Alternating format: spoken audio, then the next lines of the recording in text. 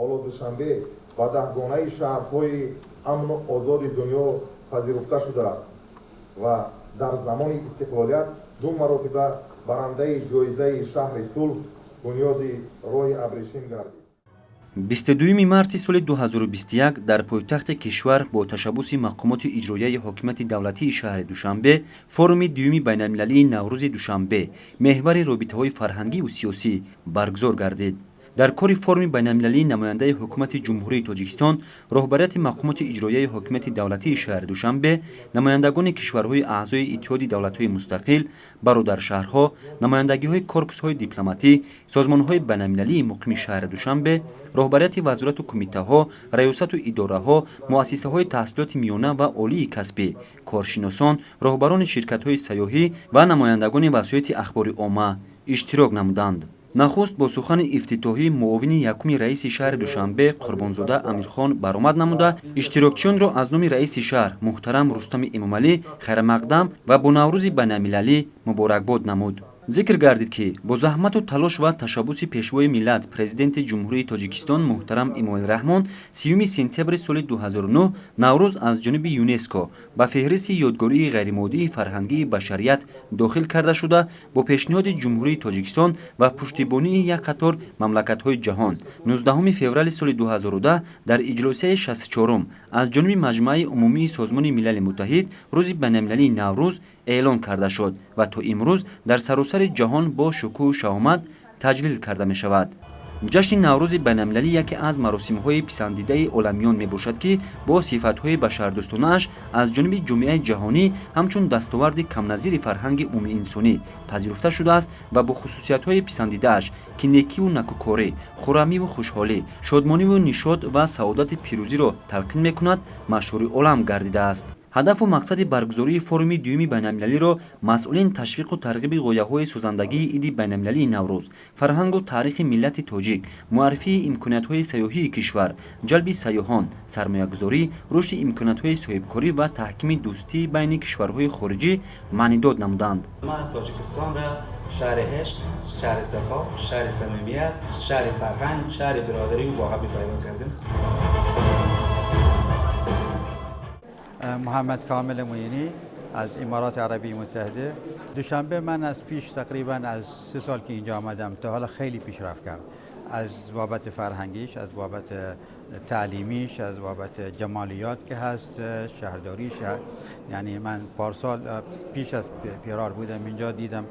چیزهایی که توی هتل بودم، چیزهای بیرون حالا دیگه نمی‌بینم، چون خیلی را ترقی کرد. ترقی نه فقط از مبانی، ترقی از فکر، ترقی از فرهنگ، ترقی از تعلیمی، از همه جای اینجا و این هم دیگه که چیزی ساپورت میکنه برای دوشنبه که یعنی پایتخت فرهنگ باشد. муовини сарвазири ҷумҳурии Тоҷикистон Матлубахон Саториён зимни баромади худ таъкид намуданд ки Тоҷикистони соҳибистиқлол ба хотири мақоми ҷаҳонӣ гирифтани ин ҷашн яке аз кишварҳои ташаббускор буда, саҳми бевоситаи асосгузори сулҳу ваҳдати миллӣ, пешвои миллат, президенти ҷумҳурии Тоҷикистон муҳтарам Эмомалирраҳмон дар ҳифзу нигоҳдошти ормонҳои умумиинсонӣ ва умумифарҳангии ин оини хусравонӣ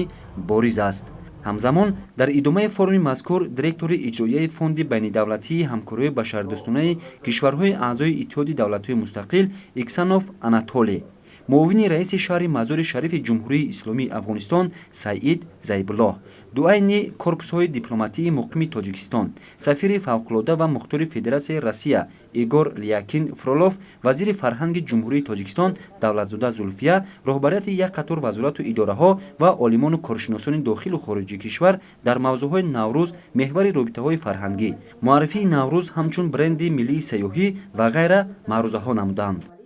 ما هر حرکتی که در تاجیکستان صورت میگیره تنها بازم میگم که مسائل فرهنگی یک قدامت تاریخی داره، ما از او استقبال میکنیم. وقتی که ما امنیت، تنجی و همانی را در تاجیکستان مشاهده میکنیم،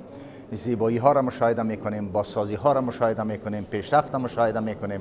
امنیت را مشاهده میکنیم که در سطح جهان 8مین کشوری است که از لحاظ امنیتی جایگاه خاص خود را دارد. مسلماً ما به عنوان یک همسایه تاجیکستان، مردم افغانستان خوشحال میشن که در همسایگیشان تنج و همانی هست. ҳамзамон дар форми байналмилалӣ тариқи видеоконферонс роҳбари идораи корҳои хориҷии ҳукумати халқии синдаои ҷумҳурии халқии Хитой Сизундани, раиси кумитаи робитаҳои байналмилалии Санкт-Петербург Григоров ва муовини котиби генералии Федератсияи умумиҷаҳонии шаҳрҳои туристӣ Ли Баочан бо маърузаҳои худ баромад намуда кулли сокинони пойтахтро бо ҷашни аҷдодӣ Наврӯзи байналмилалӣ табрик намуданд. дар нимаи дуюми рӯз кор дар бахшҳо идома ёфта, олимону муҳаққиқон ва коршиносону таърихнигорон бо маърузаҳои илман асоснок доир ба таъриху анъанаҳои ҷашни Наврӯз, арзишҳои маърифатии умумибашарии он, моҳияти меҳварии Наврӯз баромад намуданд. дар интиҳо аз ҷониби иштирокчиёни форуми дуюми байналмилалии Наврӯзи душанбе меҳвари робитаҳои фарҳангиву сиёсӣ ҳуҷҷати ниҳоӣ қабул карда шуд. шаҳри Душанбе бо дар назардошти имкониятҳо ва муваффақиятҳо доир ба рушди сайёҳӣ 3 октябри соли 2019 зимни баргузории ҷаласаи навбатии вазирони сайёҳии кишварҳои узви Созмони ҳамкории иқтисодӣ ҳамчун пойтахти сайёҳии кишварҳои аъзои Созмони ҳамкории иқтисодӣ барои солҳои 2020-2021 пазируфта шуда, тибқи назарсанҷиҳои агентии иттилоотии Турстати Федератсияи Россия ба 10 шаҳрҳои амнтарини кишварҳои аъзои Иттиҳоди давлатҳои мустақил ва ба 10 беҳтарин шаҳри сайёҳат ва сафари шабона дар ҷашни соли нав арзёбӣ гардидааст. форуми имсола дар доираи татбиқи барномаи байнидавлатии пойтахтҳои фарҳангии иттиҳод, ки аз ҷониби бунёди байнидавлатии ҳамкориҳои гуманитарии кишварҳои аъзои Иттиҳоди давлатҳои мустақил амалӣ мегардад, доир гардид. лозим ба зикр аст ки бо қарори шӯрои сарони давлатҳои узви Иттиҳоди давлатҳои мустақил аз 28 сентябри соли 2019 дар соли 2021 Душанбе пойтахти фарҳангии иттиҳод эълон гардидааст ва ба ин муносибат санаи 21 марти соли 2021 бо иштироки меҳмонон аз кишварҳои Иттиҳоди давлатҳои мустақил ва дигар давлатҳо дар театри давлатии опера ва балети ба номи Садриддин Айнӣ маросими расмии ифтитоҳӣ эълон гардидани Душанбе пойтахти фарҳангии иттиҳод 2021 бо барномаи бошукӯҳи муштараки консертӣ дар сатҳи баланд баргузор шуд. Иброҳими Неъмат, Муҳаммаднабӣ Мирзораҳим, шаҳри Душанбе, ҷаҳоннамо.